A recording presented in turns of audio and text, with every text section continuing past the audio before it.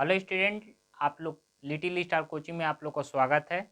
त्रिकोणमिति का इससे पहले वाला फर्स्ट पार्ट हमने पढ़ा दिया है, जिसमें आप लोग को बताया गया है कि त्रिकोणमिति होता क्या है और बता दिया गया है। इसमें हम लोग क्या जानेंगे, दूसरा उसका पार्ट है कि उसके बाद त्रिकोणमिति के बाद जानते हैं कि ये तो हमने जान लिया था कि समकोण त्रिभुज पे निर्भर होता है, लेकिन अब समकोण त्रिभुज में तीन भुजाएं होती हैं। क्या होती हैं? तीन भुजाएं होती हैं। उन किस भुजा को किस नाम से जानेंगे और कैसे क्या करेंगे, इस वीडियो में हम लोग देखेंगे। चलिए शुरू करते हैं। तो सबसे पहला नंबर हमें ध्यान में रखना है कि देखिए, पहले ही हमने डाला है कि समकोण त्रिभुज में आधार, कर्ण और लंब तीन के बारे में पढ़ना है। तो देखिए होता क्या, जाहिर सी बात है, हम बताते हैं कि यहाँ पे देख लीजिए, जैसे ये नॉर्मल आपको समकोण त्रिभुज हम बना दे रहे हैं। क्या होता है? समकोण त्रिभुज होता है। तो ये जो भुजा होती है जिसपे ये लाइन खड़ी होती है, इसको हम लोग बोलते हैं, ये खड़ी वाली लाइन, इसको, ये जो खड़ी है इस पे सीधा एकदम लंबवत खड़ी होगी, मतलब 90 अंश के एंगल पे, इसको हम लोग बोलते हैं लंब, बोलते हैं। क्या बोलते हैं? लंब। और इसको हम लोग, जिस पे ये खड़ा होता है नीचे, जैसे ये जमीन हो गया, अस्तर हो गया, तो इसको हम लोग बोलते हैं आधार। क्या बोलते हैं? आधार। और इसको हम लोग बोलते हैं कर्ण। क्या बोलते हैं? कर्ण। ये होता है समकोण त्रिभुज। समझ में आया? लेकिन अब यहाँ पे थोड़ा सा ये हो जाता है कि समकोण त्रिभुज में देख लीजिए, एक 90 अंश का कोण हो जाता है और दो ठो इसमें समकोण, अरे न्यून कोण हो जाते हैं, ये और ये। क्यों होता है? तो इतना ध्यान रखिए कि समकोण त्रिभुज में हमेशा जो त्रिभुज होता है, त्रिभुज की तीनों कोणों का योग जो होता है वो कितना होता है? 180 अंश होता है। कितना होता है? 180 अंश होता है त्रिभुज के। तो ये भी भाई हमारा त्रिभुज ही है, लेकिन ये क्या है? समकोण त्रिभुज है। तो अब देखिए ये कितना हुआ? 90 अंश ये हो गया। अब बचा दो ठो कोण, एक ठो ये और एक ठो ये। इन दोनों में हमें देखना है, इन्हीं दोनों कोणों के ऊपर निर्भर करेगा, क्योंकि ये तो समकोण त्रिभुज है तो 90 अंश हो गया, और दो ठो कोण क्या है? 90 अंश से छोटे होंगे। जब भी होगा तो ये मान लो 90 अंश। अब तुम्हारा कितना है? 180 में से तुमने घटा दिया, कितना? 90 घटा दिया तो कितना बच गया? 90 बच गया। अब 90 बचा, 90 में हमें दो कोण है, या तो ये जितना भी हो, लेकिन दोनों कोणों को मिला के हमारा 90 अंश होना चाहिए। होगा ही, क्योंकि ये ऑलरेडी पहले से 90 अंश निकाल चुका है कि ये भाई समकोण होगा। तो अब जो 90 अंश से छोटे होते हैं, तो यहाँ पे न्यून कोण बराबर होता है न्यून कोण। न्यून कोण किसे बोलते थे? देखिए, 0 अंश से बड़ा, 0 अंश से बड़ा और 90 अंश से छोटा कोण को न्यून कोण कहते हैं। इतना ध्यान रखिए। क्या हो गया? सबसे पहले बात हमें जान लेना है कि न्यून कोण होता क्या है। तो 0 अंश से बड़ा, 0 अंश से बड़ा और 90 अंश से छोटा कोण क्या कहलाता है? न्यून कोण कहलाएगा। क्या कहलाएगा? न्यून कोण कहलाएगा। अब चलिए देखते हैं, हमने बता दिया। अब इस त्रिभुज का जो ये समकोण त्रिभुज होता है, इन्हीं दोनों न्यून कोणों के ऊपर निर्भर करता है कि किसको लंब कहते हैं, किसको आधार कहते हैं, किसको कर्ण कहते हैं। एक बात ध्यान रखिएगा, कर्ण का रोल जो रहेगा ना, जो जैसे वैसे रहेगा, इसमें कोई चेंजेज नहीं होता है। सिर्फ चेंज होगा किसमें? लंब और आधार में। लंब और आधार में, ठीक है ना? लंब और आधार में। तो एक बात और ध्यान रखिएगा, दूसरा, पहला टॉपिक ये हो गया आपका कि त्रिभुज के तीनों कोण का योगफल कितना होता है? 90 अंश होता है। अब यहाँ पे हम लोग को आपको दिखा दें कि इस 90 को, इस समकोण को हमने निकाल दिया है। क्या कर दिया? समकोण को। तो इसमें जो ये 90 अंश है, ये दो न्यून कोण हो गए। क्या हो गए? दो न्यून कोण हो गए। तो जाहिर सी बात हो, 90 अंश से क्या होंगे? छोटे होंगे। अब आइए, दूसरा हमने बताया है कि न्यून कोण जो होता है 0 अंश से बड़ा होगा और 90 अंश से छोटा होगा। तो ये क्या कहलाता है? न्यून कोण कहलाता है। आगे अब देखिए, अब यहाँ पे हमें ध्यान रखना है एक चीज कि देखिए, पहला पॉइंट जो है कि 90 अंश के 90 अंश के सामने वाली भुजा, सामने वाली भुजा क्या होगी? सामने वाली भुजा कर्ण कहलाएगी। क्या कहलाएगी? कर्ण। सामने वाली भुजा को कर्ण कहते हैं। ध्यान रखिएगा, क्या है? 90 अंश के सामने वाली भुजा को क्या कहेंगे? कर्ण कहेंगे। दूसरा, थीटा मतलब न्यून कोण के सामने की भुजा जो होगी हमारी क्या कहलाएगी? अब न्यून कोण के सामने की भुजा क्या कहलाएगी? लंब कहलाएगी। क्या कहलाएगी? लंब। उसे क्या कहेंगे? लंब कहते हैं। ठीक है। और तीसरी भुजा जो होगा, तीसरी भुजा हमारी क्या होगी? अब देखिए, कर्ण हो गया, लंब हो गया, तो तीसरी भुजा जो बचेगी वो हमारा क्या होगा? आधार होगा। चलिए फिर से एक बार रिपीट कर देते हैं आप लोग को कि सबसे पहला नंबर समकोण त्रिभुज बनाएंगे। इसमें 90 अंश के सामने की भुजा कर्ण कहलाती है। थीटा के सामने की भुजा लंब कहलाती है। थीटा होता क्या है? तो आपको पहले ही बता दिए हैं कि थीटा जो होता है वो क्या होता है? न्यून कोण होता है। क्या होता है? न्यून कोण होगा। ठीक है। तीसरा कॉन्सेप्ट हमने बताया, इस बात को आपको सबसे पहले ध्यान रखनी है कि 90 अंश के सामने की भुजा क्या कहलाएगी? कर्ण कहलाएगी। दूसरा बात ये ध्यान रखनी है कि आपको थीटा जो होगा न्यून कोण होगा। अब दो ही ना बच जाएंगे, एक तो ये बच जाएगा, एक तो ये बच जाएगा। इन दोनों में जो न्यून कोण है उनके सामने की भुजा क्या कहलाएगी? लंब कहलाएगी। क्या कहलाएगी? लंब। और तीसरी भुजा जो बचेगा वो हमारा किसका रूप होगा? आधार का रूप होगा। तो जाहिर सी बात है, आइए अभी यहाँ पे देख लीजिए। देखिए यहाँ पे ये थीटा है, थीटा के सामने की भुजा हमारा क्या हो गई? लंब का रूप हो गया। देखिए ये लंब हो गई हमारी। और यहाँ से इस थीटा के 90 अंश के सामने की भुजा ये हमारा क्या हो गया? कर्ण हो गया। 90 अंश के सामने की भुजा क्या हो गई? कर्ण। और तीसरी भुजा हमारा क्या हो गया? आधार हो गया। ठीक है। लेकिन ये तो नॉर्मल आप जान गए कि इस तरह से होता है, लेकिन जब ये नाम देगा ना, आपसे पूछेगा, तब वहाँ पे आपको थोड़ा सा दिक्कत होगा। वहाँ पे समझना, वहीं पे हमको क्या करना है? समझना है कि कौन कैसे होगा।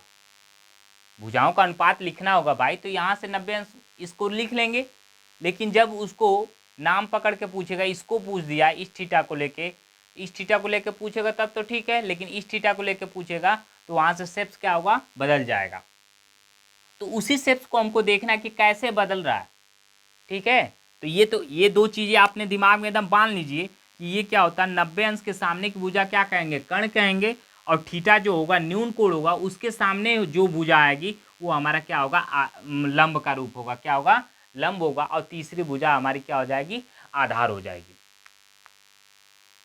कर्ण में कोई चेंजेज नहीं होना, कर्ण जैसे है वो वैसे रहेगा। चलिए आगे देखते हैं। अब यहाँ पे हम जैसे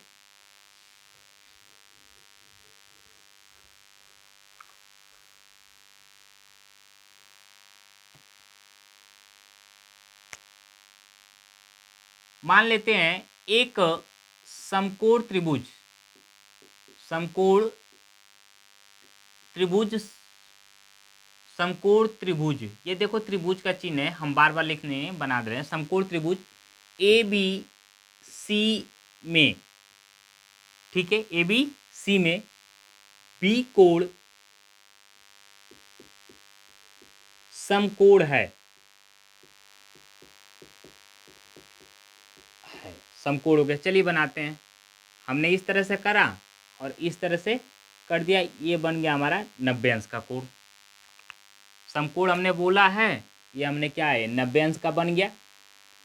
अब यहाँ पे हमको ध्यान रखना है कि बी को समकोण बोल रहा है, तो बी यहाँ पर नाम रख देंगे। तो ऐसे भी रख सकते हैं, ए बी और सी कर दो, ए बी और ये हो गया हमारा सी। ठीक।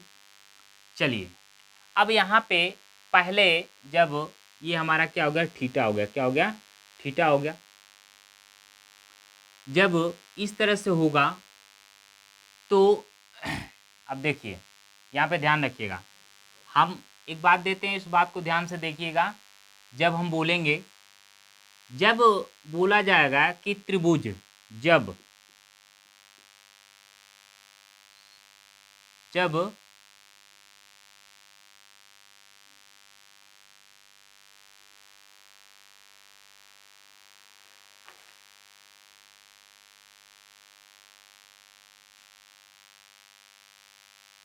जब त्रिभुज ए बी सी में बी कोण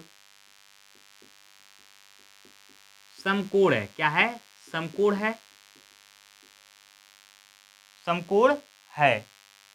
अब यहाँ पे यदि क्या लग जाएगा, जब इसके बारे में पूछेगा, एंगल ए, इसके बारे में पूछेगा तो ध्यान रखिएगा, बी ए सी बराबर थीटा, मतलब क्या हो, न्यून कोण है, क्या है, न्यून कोण है,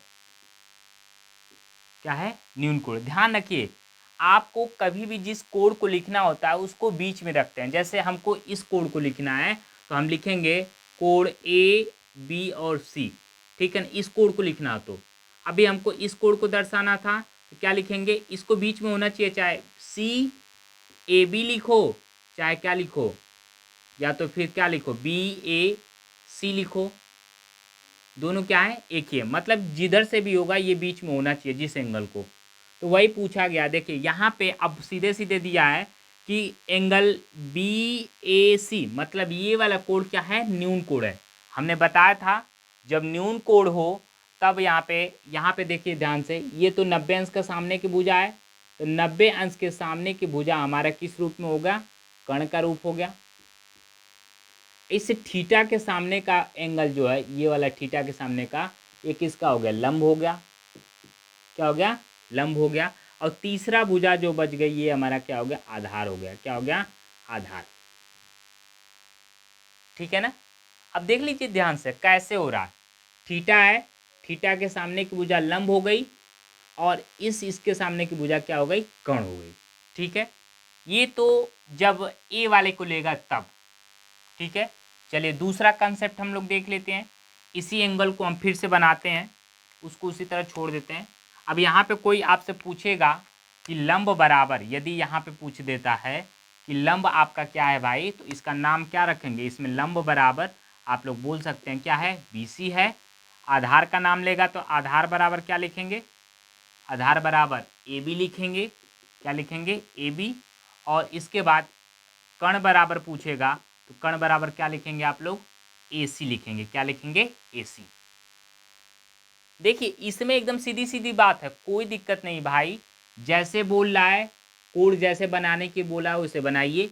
बी को समकोण बोला है तो बी को समकोण बनाइए, कोण अपने पहले, सबसे पहले कोण को बनाइए, कोण को बना लिए। इसके बाद आप सोचिए न्यून कोण है, किसको लेके बोल रहा है, हमने पहले दिया है कि ए को लेके बोलेगा या तो सी को लेके बोलेगा। अब यहाँ पे नाम अलग अलग हो सकता है, PQRST हो सकता है, जो भी होगा। तो आप समझिए कि 90 अंश एक ठो है, दो ठो ये न्यून कोण होता है ये। अब यहाँ पे पहले हम बता भी चुके हैं किस तरह से। अब यहाँ पे ये क्या है, BC बराबर, लंब बराबर BC हो गया, आधार बराबर AB हो गया, और कर्ण बराबर क्या हो गया, हमारा AC हो गया, ठीक है। अब देखिए इसी शेप्स को हम चेंज कर देंगे, क्या करेंगे, चेंज करेंगे। देखिए ये डायग्राम हमारा बन गया, ठीक है, नाम लिखते हैं, सेम डायग्राम बनाए, कोई दिक्कत नहीं है, AB और ये C हो गया, ठीक है। ये हमारा क्या 90 अंश है, क्या है, 90 अंश है। तो कर्ण तो भाई यही होगा, कर्ण में कोई चेंज नहीं होगा, हमने शुरू से चिल्लाते हुए आ रहे हैं। अब देखिए दूसरा कंसेप्ट हमारा यहाँ पे बनेगा, हम बोले रहे हैं कि जब कोण ACB बराबर थीटा, मतलब न्यून कोण हो, क्या हो, न्यून कोण, थोड़ा सा हिंदी में देखिएगा गलत होगा भाई, तो न्यून कोण हो तब, देखिए अब जब इस वाले इसको लेके बोल रहा है, क्या करेगा, इसको लेके बोलेगा न्यून कोण, तो देखिए अब थीटा के सामने सोचिए मत ज़्यादा। अब इसमें क्या करें, थीटा के सामने देखिए ये कौन सी भुजा है, ये वाली हमारी भुजा हो गई। थीटा के सामने भुजा कौन सी है भाई, शेप्स को अब देखो भाई, घुमाने वाला चक्कर छोड़ दो। तुम लोग क्या करने लगते हो, इसको ऐसे करके पलट देंगे, ऐसे हो जाएगा, कुछ नहीं। ऐसे देखोगे, सीधा सीधा डायग्राम रहेगा तो समझ में आएगा। पलटना शुरू करोगे, कहीं ना कहीं तुम लोग क्या कर दो, गलत कर दोगे। तो सीधी सी बात, इसके सामने की भुजा हमारी क्या हो जाएगी, ये लंब हो गई, और एक जो बच जाएगा ये हमारा क्या हो जाएगा, आधार हो जाएगा। क्या हो जाएगा, आधार। ठीक है ना। अब यहाँ पे हम लोग क्या बोलेंगे, अब बोला जाएगा कि देखिए कैसे हुआ है, इसके सामने की भुजा, इसके सामने की भुजा क्या हो गई, ये कर्ण हो गई, और न्यून कोण के सामने की भुजा लंब हो गई। अब यहाँ पे हमसे बोलेगा तो हम लोग क्या बोलेंगे, BC बराबर, BC बराबर क्या हो गया हमारा, आधार हो गया, और AC बराबर हमारा क्या होगा, कर्ण होगा। तो देखो कर्ण में कोई चेंजेस नहीं, इसमें भी AC कर्ण है और इसमें भी है। इसके बाद BC बराबर, अरे AB बराबर हमारा क्या हो गया, लंब हो गया। क्या हो गया, लंब। तो देख लिया आपने, यहाँ पे सिर्फ हम आप लोग को यही बता रहे हैं कि ये हो गया भुजाओं को किस तरह से देखेंगे, किस तरह से नाप, किस तरह से किसको क्या बोलेंगे। तीन ही चीज है, समकोण त्रिभुज पे बनेगा, पहले वाले इसमें तीन होगा, तीन नाम आते हैं, आधार, कर्ण और लंब। तीन चीजों को ध्यान रखना है भाई। जो लंबवत खड़ा होगा शेप्स पे, उसको हम क्या बोलेंगे, लंब बोलेंगे। 90 अंश के सामने की भुजा क्या कहलाएगी, कर्ण कहलाएगी। और इसके बाद जो आधार होगा तो वो तो नीचे हम लोग जानते हैं कि जिस पे सिर्फ वो आधार होगा हमारा। तो ये हमने क्या बता दिया कि आप इसमें, इस वीडियो में आप लोगों ने क्या सीखा, आधार, कर्ण और लंब कैसे चुनाव करेंगे, क्या करेंगे, कैसे शेप्स में चुनाव करेंगे। एग्जाम में भाई उल्टा पुल्टा दे देता है, कभी ये घुमा के नीचे ऊपर दे देगा, आपको बस बोल देगा कि ये भी, वो बोलेगा भी नहीं, क्वेश्चन में दे देगा ये कोण क्या है, 90 अंश है, अरे मतलब समकोण है। आप खुद बनाएंगे और खुद से अपना क्या करेंगे, चुनाव करेंगे कैसे क्या है। तो आपको ये वीडियो पसंद आई है तो लाइक कीजिए, शेयर कीजिए और सब्सक्राइब कीजिए। और अगली वीडियो में हम लोग क्या सुनेंगे, इसके जो 6 अनुपात आप लोग को हमने पहले वीडियो में बताया था कि 6 तरह से जानते हैं, जब हमने क्या आधार कर्ण बारे में जान गया तो वहाँ से 6 अनुपात आप लोग को हम बताएंगे। तो अगली वीडियो जरूर देखिएगा, ज़्यादा से ज़्यादा लोगों में शेयर कीजिए, सब्सक्राइब कीजिए तथा लाइक कीजिए।